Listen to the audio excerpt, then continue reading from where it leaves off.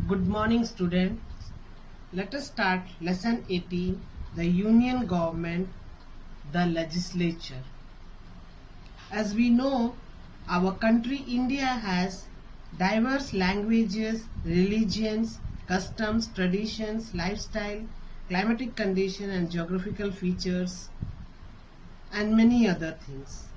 It becomes very difficult to have single unified administrative system. Therefore, our country, India has opted for a federal form of government. Federal form of government means there are various levels of government. The aim of federation is to bring unity in diversity by harmonizing the opposing forces to achieve common national goals. In federal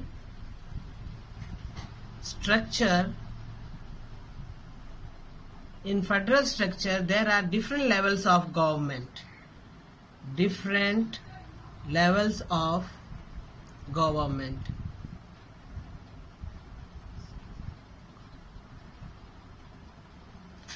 They are national level, that is central government.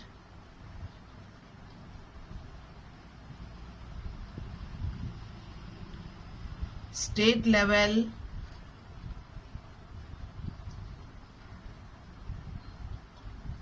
that is regional government.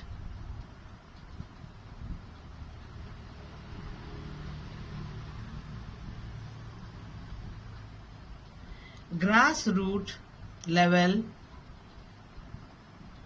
that means the lowest level, is our urban and rural local self-government known as local bodies. Each of 28 states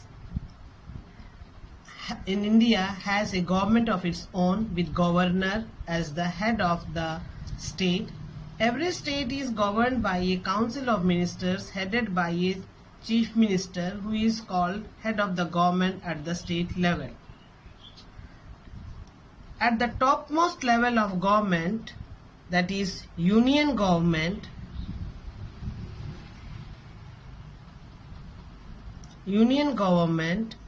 or you can say central government or national government, we are having three levels of government, three organs of government, that is legislature, executive and judiciary. These are the organs of our central government. Legislature, it makes law. Executive, it executes or implements law. Judiciary, it solves the disputes. Now let us start union legislature. We'll talk about union legislature.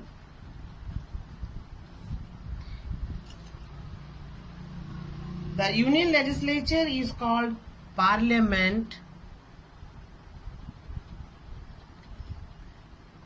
In Hindi we call Sansad. It is bicameral. Bicameral means two houses.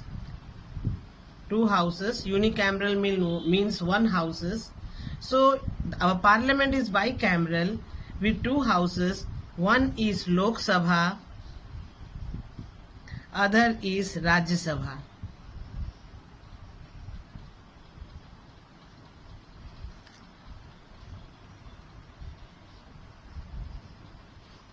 Now, if in this chapter we are going to study about the union government legislature, but let us also talk about union executive, which comprises of President of India and the Union of Council of Ministers headed by Prime Minister. Third organ is the judiciary. The highest appellate court is Supreme Court. It is having 31 judges headed by a Chief Justice. Dear student, now all of you see this flow chart and try to draw in your copy. See, this is union government, legislature, executive, judiciary are the organs, and the legislature is having parliament with Lok Sabha and Rajya Sabha. Executive, President of India is there with Prime Minister and Union Council of Ministers. Judiciary, Supreme Court of India is there, and the Chief Justice of India and 25 sitting judges are there. Maximum number of judges can be 31.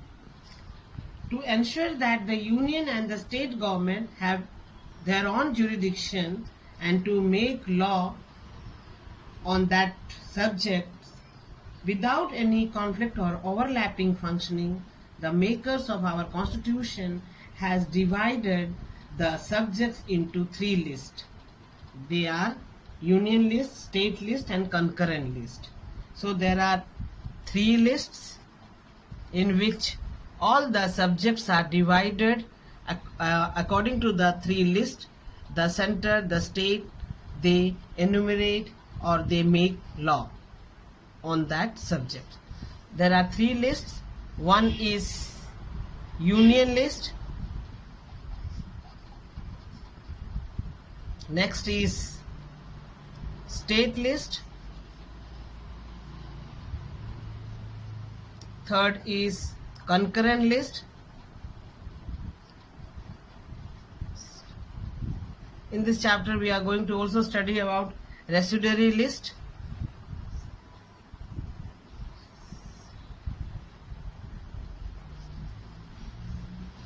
Now let us talk about union list.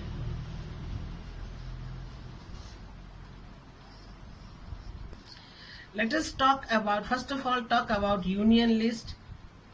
Union list have all the subjects which are having national importance.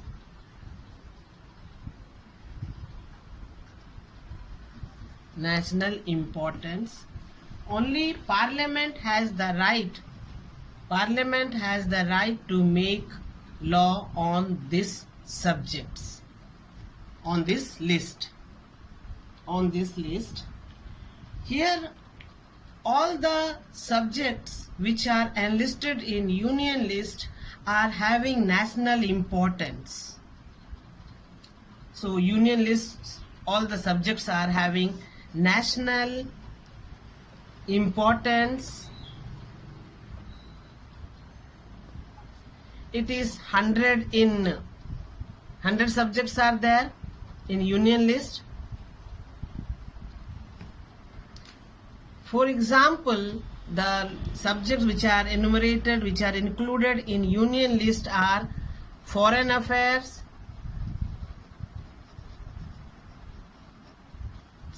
defense,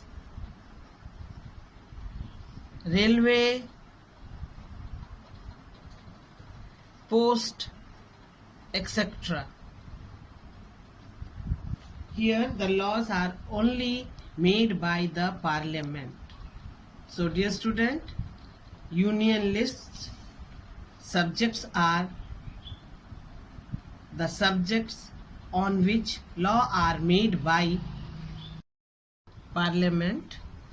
Dear student, now let us study about state list.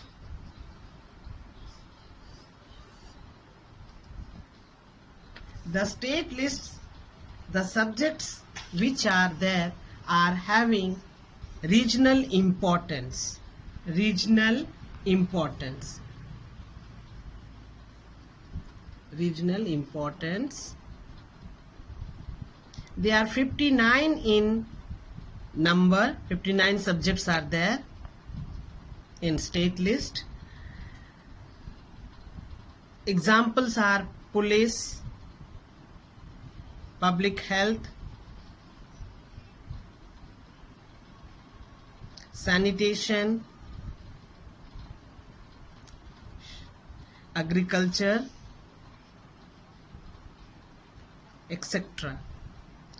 In certain situation, Parliament can also, in certain situation, the Parliament can also make law on this subject.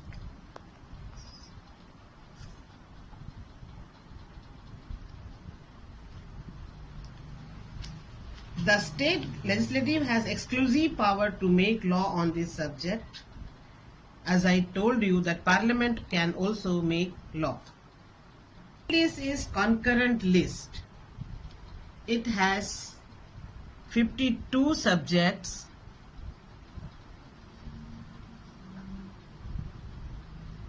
It is here the subjects are of common interest of the state government and central government. Examples are marriages, divorce, transfer of property,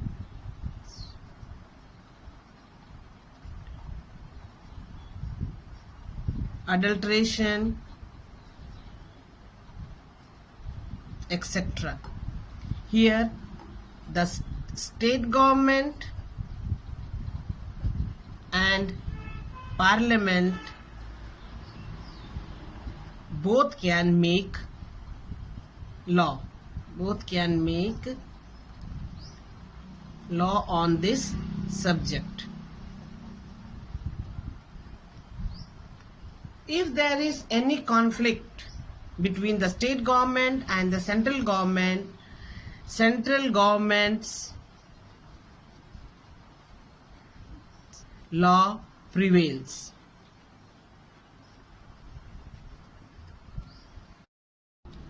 Dear student, now let us start residuary subjects. The subjects not included in above, that is union list, state list or concurrent list or any such matter which arises with the passage of times, comes under the center and the Parliament can make law. So these subjects are not mentioned in any list. They arises in the passage of time, slowly and gradually. The subjects which are here, on that central government can make law. Example is computer, software, hardware, information technology,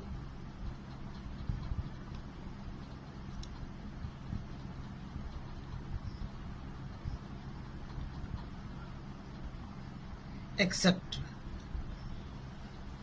Dear student, let us study about the first organ of central government, that is Union Legislature. After a long struggle for freedom and mass movement was there, and after a long struggling we got self-rule and freedom. It was a dream that come true for the people of India who aspired for a democratic self-government. So, while making our constitution, the constitution framers, they laid down the principle of universal adult franchise, according to which all citizens who are 18 or more than 18 years have the right to vote. So, universal adult franchise was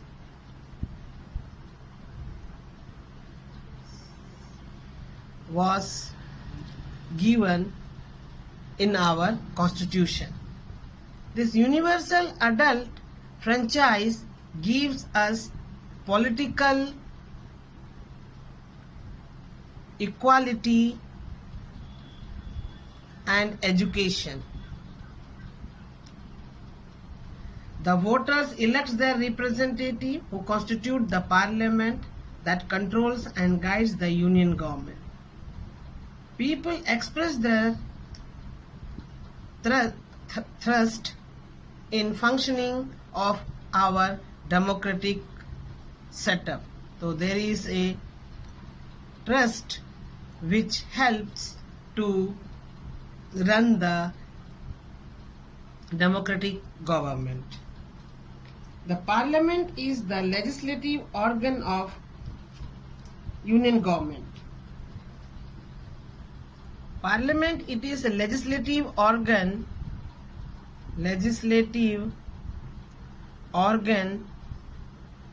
of union government. It has president and two houses. One is Lok Sabha, other is Rajya Sabha.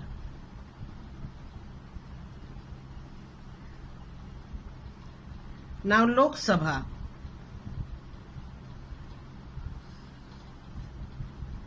Lok Sabha, it is known as the House of the People. It is also known as Lower House. Its members are directly elected by the people.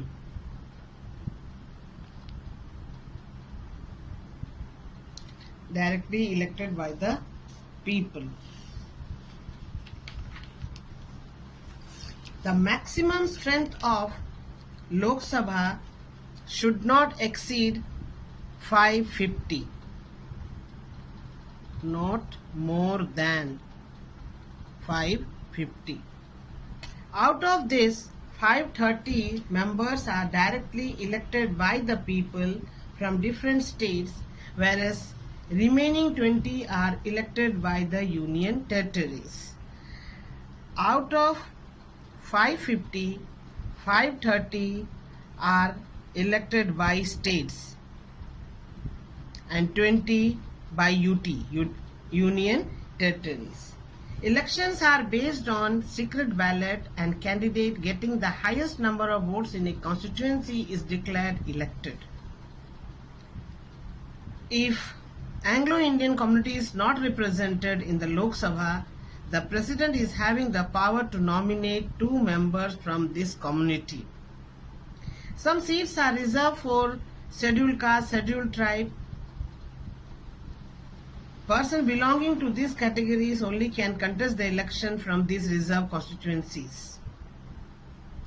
But the electorate is joint, which means all eligible voters in constituencies are having the right to vote without any discrimination.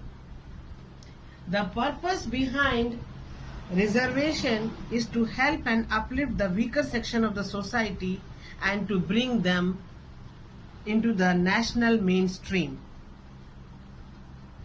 Largest number of constituencies in our country is Uttar Pradesh.